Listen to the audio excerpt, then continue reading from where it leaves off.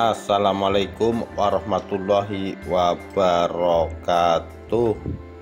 Rahayu Rahayu Sagung Dumadi. Hubungan terlarang Ken Dedes dan Ken Arok hingga terjadinya kutukan Empu Purwo.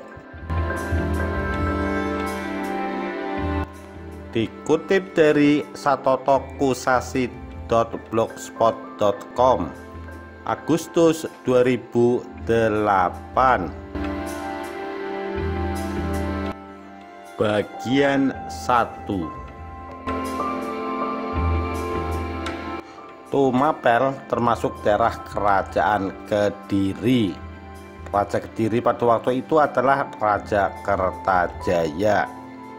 Tumapel adalah daerah yang maju dan makmur. Aku Tunggul Ametung mempunyai istana sendiri dan hidupnya berkecukupan.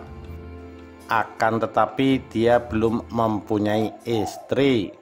Waktunya yang senggang digunakan untuk berburu di hutan. Sewaktu dia pergi berburu di hutan, dia melihat sebuah rumah kecil atau pondok di tengah hutan.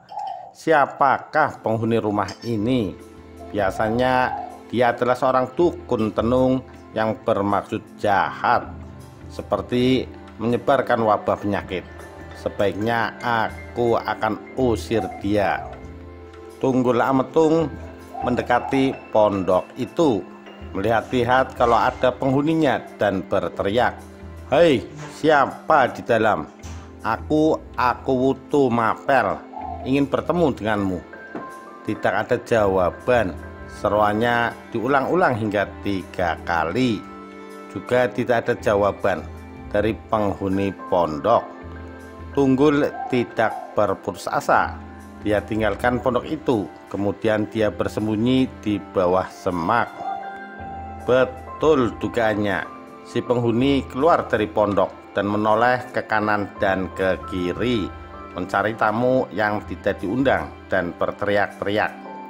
Wow, alangkah cantiknya wanita itu, bagai bidadari dari kayangan.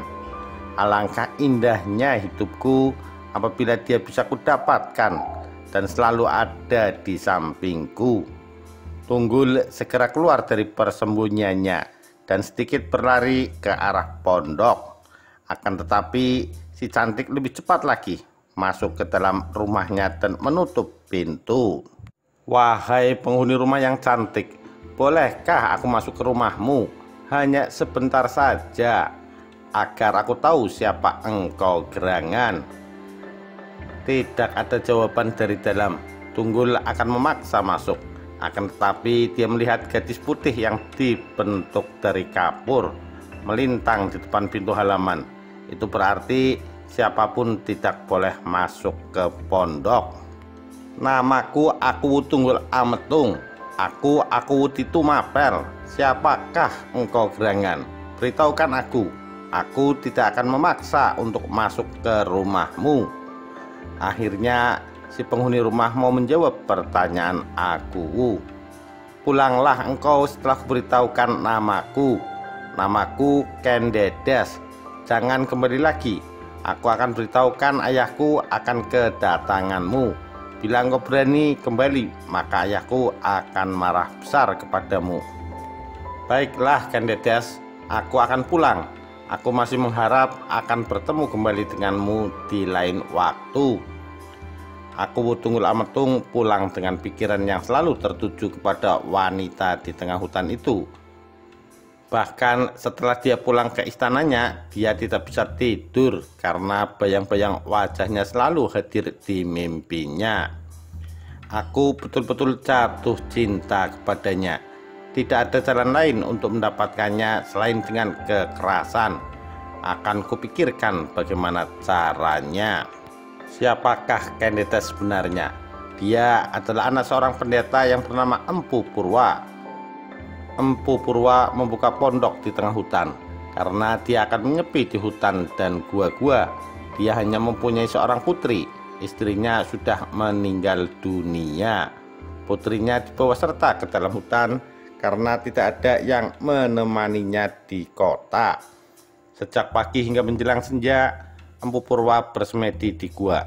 Kemudian dia pulang untuk berkumpul kembali dengan putrinya. Keesokan paginya dia bersemedi kembali dan seterusnya. Niat Tunggul Ametung untuk memperistri Kendedes tidak dapat dibendung. Maka dia pergi kembali ke pondok di tengah hutan itu. Kudanya berjalan perlahan-lahan menuju tempat kekasihnya yang dirindukan siang dan malam.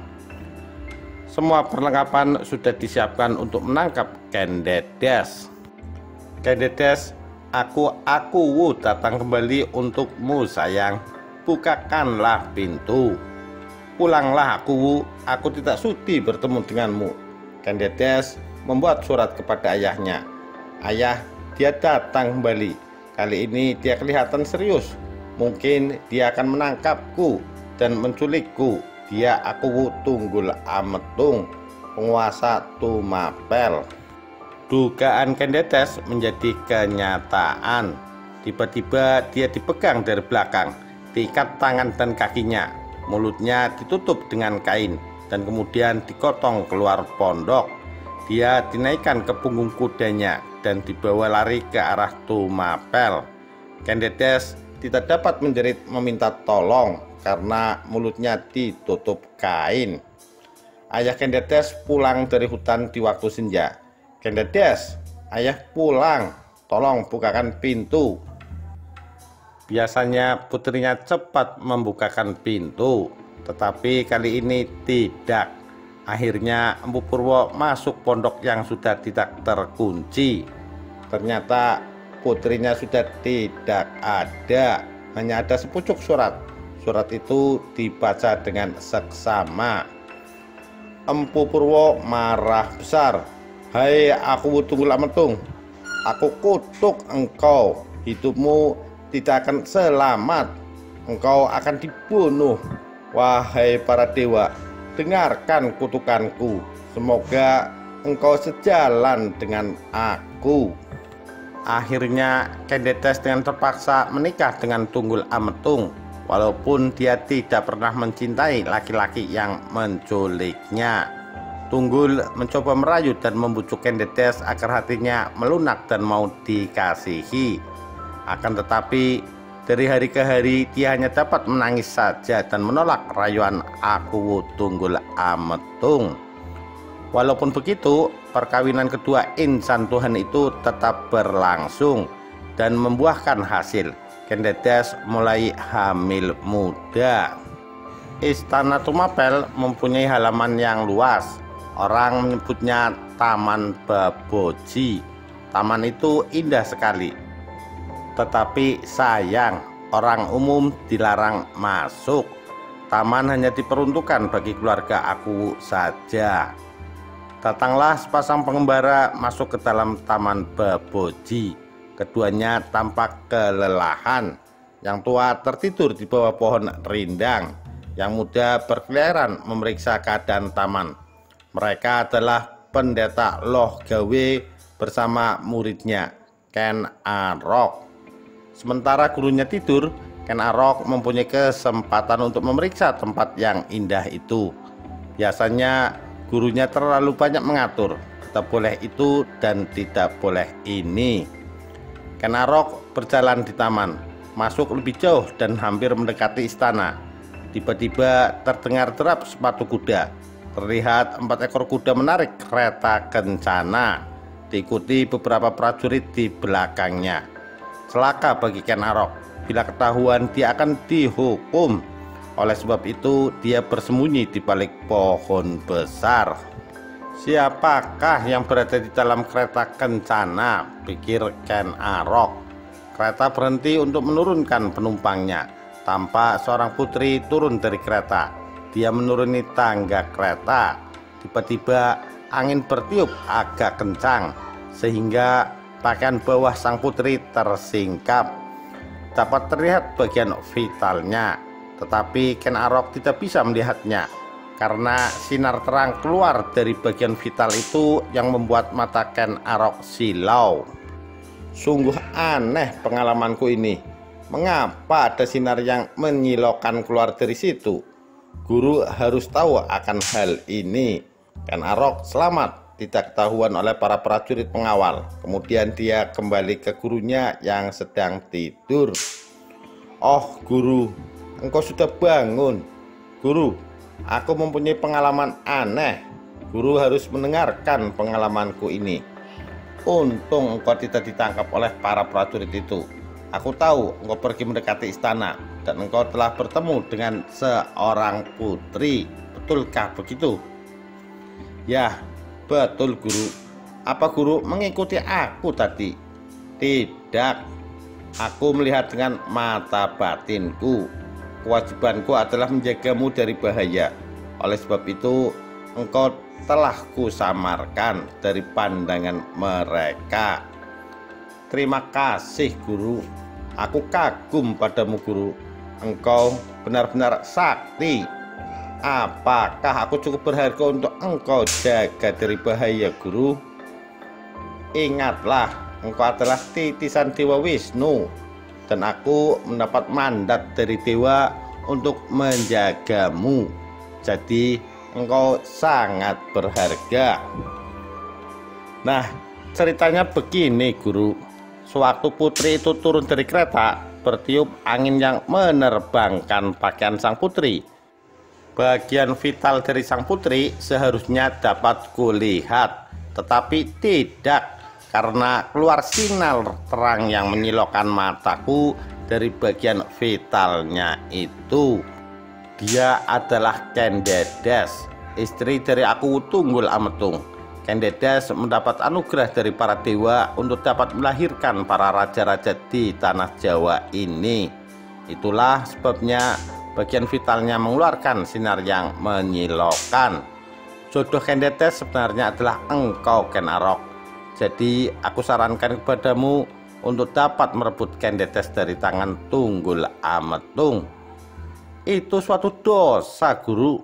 Bukan. Itu adalah skenario yang sedang dimainkan oleh para dewa. Kita hidup di dunia ini hanyalah sebagai anak wayang.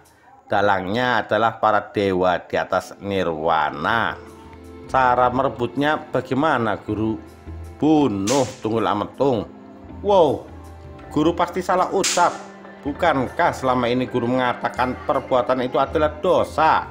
Aku harus menanggung dua dosa, membunuh dan merebut istri orang. Muridku, engkau benar adanya. Akan tetapi kali ini engkau salah. Yang mengatakan itu adalah dewa, karena itu adalah rencana para dewa. Kemudian tugasku adalah menggerakkan anak wayang yang bernama Ken Arok dengan perkataan yang sekarang aku ucapkan. Mengapa aku itu harus dibunuh? Apa salahnya? Karena dia menculik Ken Dedes dan mengawininya secara paksa. Kesemuanya membuat ayah Ken Dedes merasa sedih. Maka dia mengucapkan kutukan. Celakanya para dewa menyetujui kutukan itu, sehingga Tunggul Ametung harus dibunuh. Begitulah yang aku dengar dari dewa. Apakah aku yang harus membunuhnya? Aku tidak tahu. Dia tidak berkomentar tentang itu. Waktu yang akan menjawab pertanyaanmu, Ken Arok. Guru, ajarkan aku ilmumu itu. Ilmu berdialog dengan para dewa. Semua orang di dunia ini mampu berdialog dengan dewa-dewa, termasuk kamu. Tidak, aku tidak mampu guru. Tolong ajari aku. Sucikan dirimu, baru dewa mau berdialog denganmu. Jika aku titisan Dewa Wisnu, maka aku akan lebih sakti daripada guru. Pada kenyataannya tidak. Jadi aku tidak percaya bahwa aku adalah titisan Dewa Wisnu. Mungkin taktik guru untuk mendidik agar aku lebih bermoral dengan menyebut aku titisan dewa. Aku hanyalah seorang manusia biasa yang penuh dengan nafsu, pikir Ken Arok. Keduanya termenung sejenak.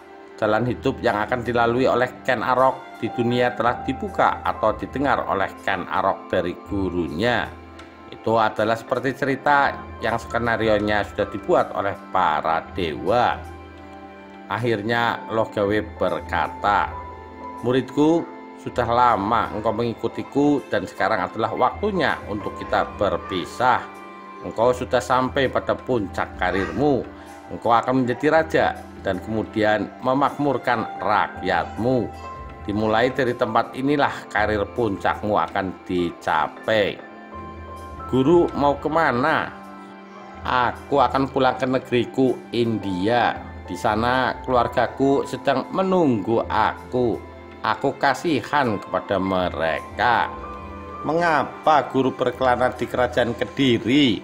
"Aku mempunyai tujuan, bukan sekedar berkelana. Aku mendapat mandat tugas dari para dewa untuk menemui kamu sebagai titisan Dewa Wisnu dan kemudian mengantarkan kamu untuk menjadi raja. Dan engkau sendiri tugasmu adalah memakmurkan tanah Jawa." Ken Arok sangat terharu mendengar penjelasan gurunya. Dia berjongkok dan memeluk kaki gurunya sambil menangis. Demikian kisah hubungan terlarang Ken Dedes dan Ken Arok hingga terjadinya kutukan Empu Purwa. Kita nantikan kisah Ken Arok selanjutnya. Sekian, terima kasih. Wassalamualaikum warahmatullahi wabarakatuh. Rahayu, Rahayu Sagung Dumadi.